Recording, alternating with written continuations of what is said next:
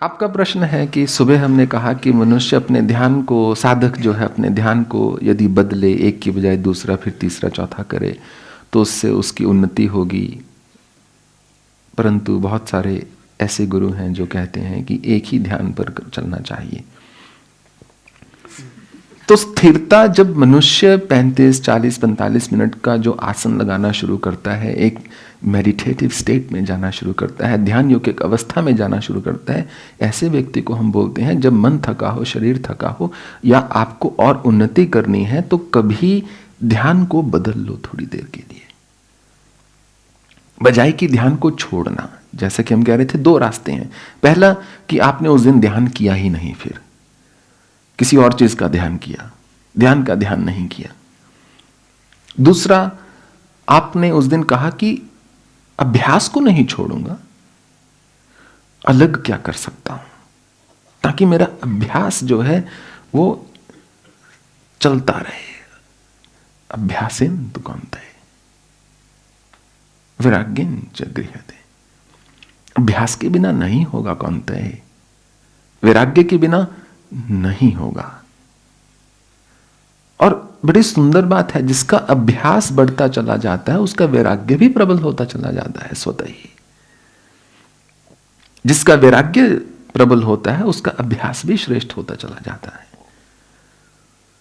तो इसलिए ध्यान का पथ तो ध्यान का ही है, पर जिसको राग सिखा रहे हैं उसको बोलो एक ही राग गाओ रोज, सारे पड़ोसी भाग जाएंगे। कभी तो उसको दूसरे स्वरों पर लेकर आएंगे कि नहीं, कि स्वर तो वही हैं 7 और कोमल, तीव्र इत्यादि मिला के 11-12 जितने भी होते हैं, पर उनके जो अलंकार हैं वो भिन्न भिन्न है। कभी सा से पा पर जंप करना होगा, कभी सा से रे, कोमल रे पर आना होगा। कैसे आएंगे? अभ्यास।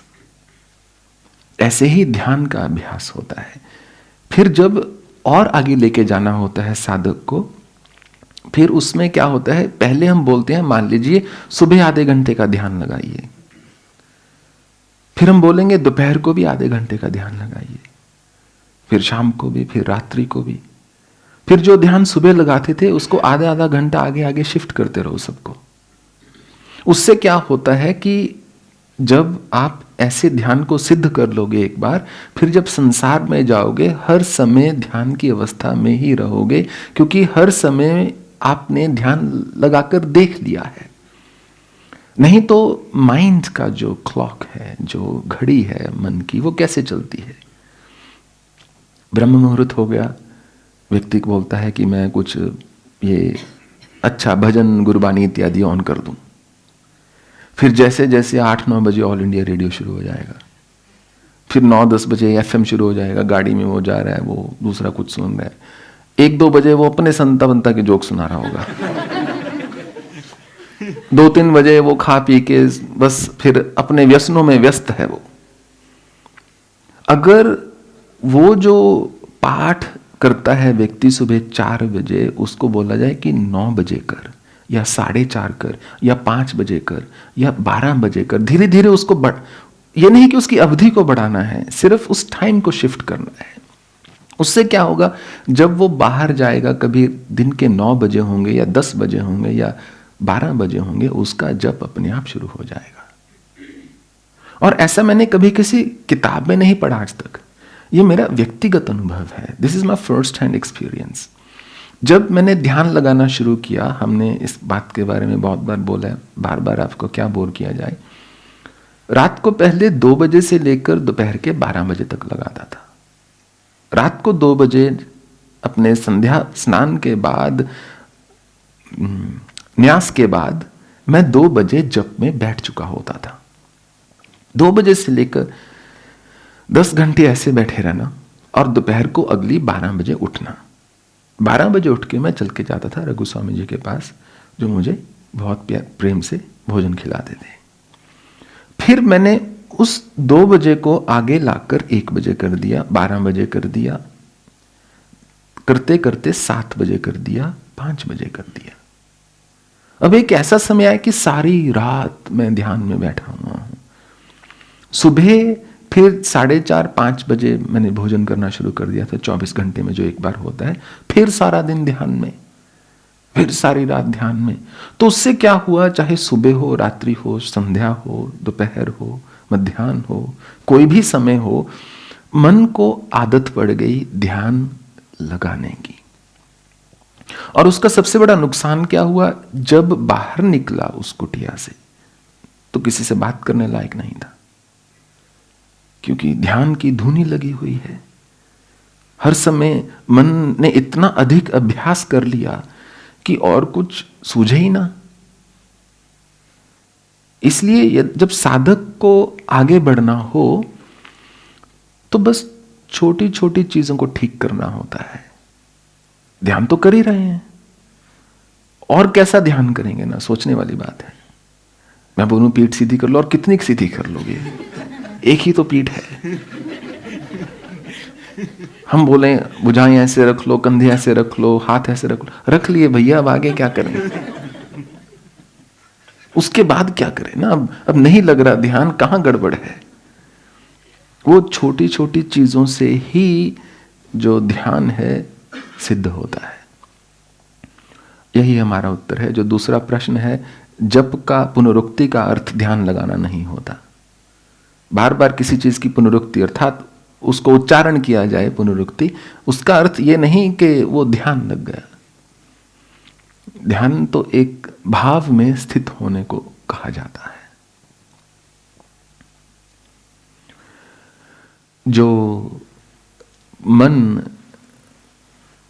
क्या है, ये प्रश्न है, क्योंकि हमारे क्षणों को मन नहीं संचालित करता, वो तो सृष्टि में उसका संचालन हो रहा है। तो मन क्या है? मन का उत्तर मन ही दे पाता है। तो व्यक्ति अब स्वयं को दर्पण में देख तो रहा है, परंतु प्रतिबिंब से आगे कुछ नहीं देखेगा। जिस महामुद्रा ध्यान की हम बात करते हैं, उसकी पराकाष्ठा क्या बताई गई है कि मन स्वयं को देख रहा है। जब मन को देखता है तो मन का अस्तित्व जो है खत्म हो जाता है। जिस प्रकार दो लकड़ियों के घर्षण से एक जो है अग्नि उत्पन्न होती है, वो अग्नि फिर उस लकड़ी को ही खा जाती है। उस लकड़ी के अस्तित्व को वो अग्नि मिटा देती है जो उस लकड़ी से ही उत्पन्न हुई। ठीक उसी प्रकार जब मन स्वयं पर विचार करता है कि मैं कौन हूं, जो कि रमन महर्षि के ध्यान का मूल आधार था, जो कि हमारे उपनिषदों के ध्यान का मूल आधार है कि मैं हूं कौन। जो व्यक्ति मुझ में दुखी होता है, व्यथित होता है, परेशान होता है, वो कौन है? जो दुख की अनुभूति कर रहा है, सुख की अनुभूति कर रहा है, वो कौन है? जब मनुष्य इस प्रश्न पर विचार करता है तो मन से ऊपर उठ जाता है। इंद्रियां, मन, चित्त, फिर वो चेतना की अवस्था में आ जाता है, जिसको बोला गया है स्टेट ऑफ सुपर कॉन्शियसनेस। क्योंकि मन निरंतर मनन करता है, बुद्धि संकल्प लेती है, निश्चय करती है। मन जो है इच्छा से आकर्षित होकर मनन करता है, चित्त चिंतन करता है, अहंकार जो है बोध कराता है कि मैं इस कार्य को कर सकता हूं। तो मन उन चार कोनों में से एक कोना है जो एक बालक की भांति कितना ही पेट क्यों ना भरा हो, फिर कोई अच्छी कैंडी, कोई चॉकलेट देखेगा, बोलेगा थोड़ी सी ले लूंगा। थोड़े उसके हाथ पे लग जाएगी, थोड़े उसके मुंह पे लग जाएगी। उसने अभी ना करना नहीं सीखा। मन थोड़ी देर के लिए उसकी भूख मिटती है, बाद में फिर वही भूखे का भूखा। कुछ आत्माएं हैं जो हजारों हजारों वर्षों तक भटकती हैं। कुछ आत्माएं हैं जो शरीर छोड़ा और दूसरे में तुरंत चली गई। कुछ आत्माएं हैं जो बहुत देर के बाद शरीर में जाती हैं, अर्थात 9 महीने गर्भ में भी नहीं रुकती।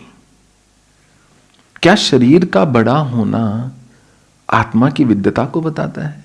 जरूरी नहीं, क्योंकि फूलता तो मुर्दा भी है कि नहीं। जीवित व्यक्ति जैसे जैसे बूढ़ा होता है उसकी जो लंबाई है कम हो जाती है।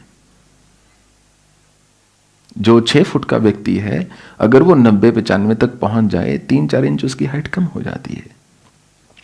तो किसी भी चीज के बड़े होने या छोटे होने से ये नहीं कह सकते कि आत्मा उसमें विद्यमान है। कुछ आत्माएं जो हैं बहुत कई 100 वर्षों तक भटकती हैं, कुछ उससे भी अधिक, कुछ तुरंत उनको दूसरा जो है गर्भ प्राप्त हो जाता है। ये निर्भर करता है कर्म के खाते में कितना जमा था और अंत काल में भाव क्या था। यही इसका मूल है।